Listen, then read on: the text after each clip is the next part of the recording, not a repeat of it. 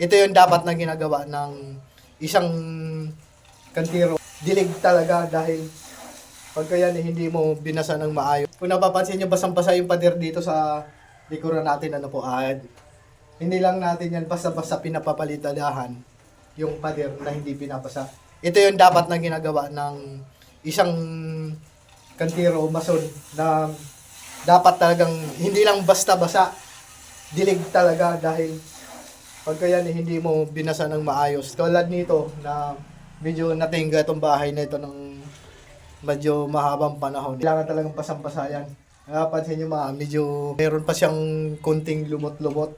Yan nadaanan ng steel brush yan. Papa-steel brush natin. Ito, steel brush na to eh. Yung biga na yan, wala na yan. Hindi na natin steel brush yan dahil wala na rin yung palitada yan. Hanggang dyan lang yung ceiling yan. Yan yung prosesyo ginagawa natin dito pagka namamalitada tayo.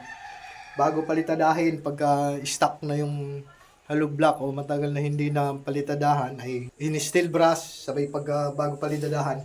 Hindi lang basta-basa, dilig talaga, agos talaga yan. Pag natin nung, tatagos pa dun sa kabilang pader yung yung basa niyan. Ito yung ginawa natin kaninang umaga, yung diniligan natin ng todo at saka yan. Yan yung isa. Ito yan yung ginagawa ng kasama natin. Wala nang damit, sobrang init dito.